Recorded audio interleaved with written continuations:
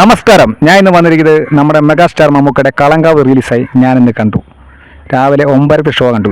അപ്പോൾ എനിക്ക് പറയാനുള്ള ഫസ്റ്റിലൊരു കാര്യമാണ്, ആദ്യമാണ് മമ്മൂക്കയ്ക്ക് ബിഗ് സല്യൂട്ട്. കാരണം ഇന്ത്യൻ സിനിമയുടെ അഭിമാന താരം, മലയാള സിനിമയുടെ മെഗാസ്റ്റാർ, അന്നും ഇന്നും നായകനായിട്ട് നിൽക്കിയ ഒരു മെഗാസ്റ്റാർ നടൻ മമ്മൂക്ക. ആ നടൻ വിനായനെ പോലെ ഒരു നടൻ നായകനാക്കിയിട്ട് മമ്മൂക്ക അതിനെ പ്രതിനായകനായിട്ട് അഭിനയിച്ചെന്ന് പറയുമ്പോൾ അത് തന്നെ ഏറ്റവും വലിയ ബിഗ് സല്യൂട്ടാണ്. കാരണം സാധാരണ മമ്മൂക്കയുടെ പടത്താണ് വിനായനൊക്കെ വില്ലനായിട്ടാണ് വരേണ്ടത്. ഇത് നേർ തിരിച്ചു വന്ന് മമ്മൂക്കാണ് നായകനായിട്ട് അഭിനയിക്കേണ്ട പടത്തിൽ, മമ്മൂക്ക പ്രൊഡ്യൂസ് ചെയ്യുന്ന പടത്തിൽ ഇത്രയും വലിയ ലെജൻസ് ഇപ്പോഴും ആർക്കും എത്തിപ്പെടാത്ത ഉയരത്തിൽ എത്തിയിരിക്കുന്നു. ഒരു നടന്മാർ എത്ര തലമുറകൾ വന്ന്, എത്ര യുവതാരങ്ങൾ വന്ന്, എന്നിട്ടും തകർക്കാൻ പറ്റാത്ത ഒരു ഹൈറ്റിലാണ് മമ്മൂക്ക നിൽക്കുന്നത്. വിനായകനെ പോലുള്ള ആർട്ടിസ്റ്റിന് മെയിൻ റോൾ കൊടുത്തിട്ട് മമ്മൂക്ക വില്ലനായിട്ട് അഭിനയിക്കുമ്പോൾ അതിന് ബിഗ് സല്യൂട്ട് കൊടുത്തേ പറ്റൂ. ആദ്യം തന്നെ എനിക്ക് പറയേണ്ട അതാണ്. അത് മമ്മൂക്കയല്ല, ഒരു ഇന്ത്യൻ നടനും അങ്ങനെ ചെയ്യത്തില്ല. അത് ഏത് നടന്മാരെടുത്ത് നോക്കിയുള്ളൂ അങ്ങനെ ചെയ്യത്തില്ല. ഇങ്ങനൊരു പെർഫോമൻസിന് അവർ സാധ്യത കൊടുക്കത്തില്ല. അവരെപ്പോഴും ലീഡിങ് റോൾ തന്നെ ചെയ്യത്തുള്ളൂ.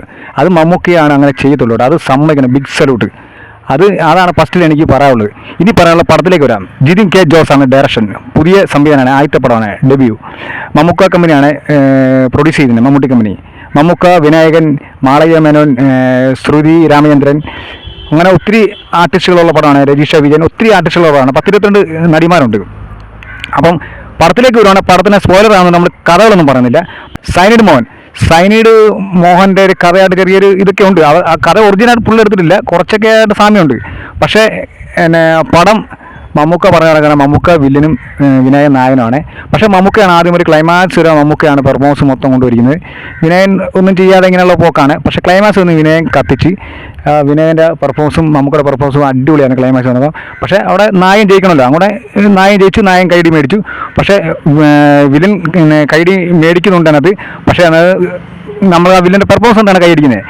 പക്ഷേ മമ്മൂക്കയുടെ പെർഫോമൻസ് കണ്ടു കഴിഞ്ഞാൽ നമുക്ക് മമ്മൂക്കയുടെ വെറുപ്പ് തോന്നും, ദേഷ്യം തോന്നും. പക്ഷേ ഇങ്ങനെയുള്ള പെർഫോമൻസും ഇങ്ങനെയുള്ള ഈ വില്ലൻ ടച്ചുകൾ ഈ കാലത്ത് മമ്മൂക്ക ചെയ്യുമ്പം മമ്മൂക്ക ഫാൻസുകൾക്കും മമ്മൂക്ക സ്നേഹിക്കുന്നവർക്കും നമുക്ക് നായകനോട് പോലും വെറുപ്പ് തോന്നും.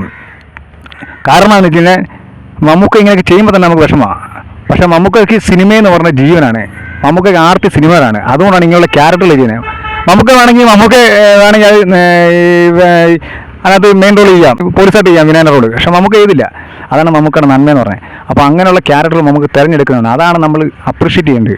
അപ്പം പടത്തിനെക്കുറിച്ച് ഒരുപാട് ഞാൻ കാര്യം പറയാതെ സ്പോയിലർ ആണെന്നുകൊണ്ടാണ്. സൈനൈഡ് മോഹൻ്റെ കഥ ഏകദേശമായിട്ട് ബന്ധമുണ്ട്. പക്ഷേ ഇതിനകത്ത് മമ്മൂക്കയുടെ ക്ലൈമാക്സ് ഞാൻ പറയില്ല, മമ്മൂക്കയും വിനായനുള്ള സീൻ എന്ന് പറഞ്ഞാൽ അന്യ സീനാണ്. വിനായൻ വലിയതായിട്ടൊന്നും ചെയ്യാനൊന്നും ഇല്ല. വിനായൻ ക്ലൈമാക്സ് വന്ന കൈയ്യടി മേടിക്കുന്നുള്ളൂ. അത് മമ്മൂക്കയാണ് പെർഫോമൻസ്.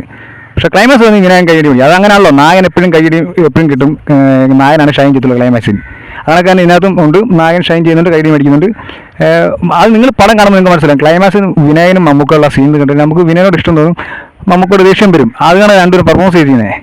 അത് വിനായനെ നായനാക്കി വിനായനെ മമ്മൂക്ക ഇടി മേടിക്കുന്ന ഒരു പടമൊക്കെ ഉണ്ടാക്കിയെടുക്കുക എന്ന് പറഞ്ഞാൽ, അത് മമ്മൂക്ക പോലെ ലെജൻസ് സമ്മതിച്ച് കൊടുക്കുക എന്ന് പറഞ്ഞാൽ അതിനാണ് നമുക്ക് ബിഗ് സല്യൂട്ട് കൊടുക്കേണ്ടത്. പടം പറയുകയാണ്, കിഡിലം പടമാണ്. മമ്മൂക്കയുടെ അടുത്ത പീക്കിലെ പെർഫോമൻസ് ആണ്. നിങ്ങൾ കാണാത്തൊരു കാണുക. ഫാൻസുകളും മമ്മൂക്ക സ്നേഹിക്കുന്നവരും കാണാതിരിക്കുന്നത്. അതായത് നിങ്ങൾ മമ്മൂക്ക സ്നേഹിക്കുന്നുണ്ടെങ്കിൽ മമ്മൂക്കയുടെ പെർഫോമൻസ് കാണാൻ വേണ്ടി പോകും. അല്ലാതെ മമ്മൂക്കയുടെ നായക പദവി കാണാൻ വേണ്ടി, അല്ലെങ്കിൽ മമ്മൂക്കയുടെ ഹീറോസം കാണാൻ വേണ്ടി പോകരുത്. മമ്മൂക്കയുടെ പെർഫോമൻസ് കാണാൻ വേണ്ടി പോയി പടം കാണുക.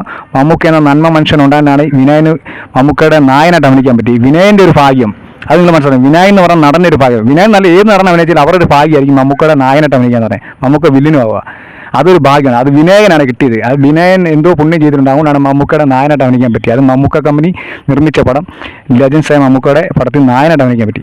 മമ്മൂക്ക എടുത്ത് ഇടിക്കുന്ന സീൻ ചെയ്യാൻ പറ്റി. സാറിന് നേരെ തിരിച്ചറിയാൻ വരുന്നത്. അപ്പം സ്പോയിലർ ആണെന്നൊരു കഥയൊന്നും പറഞ്ഞില്ല. നിങ്ങൾ പോയി പടം കാണുക. കിഡിലം പടമാണ്, പൊളപ്പം പടമാണ്.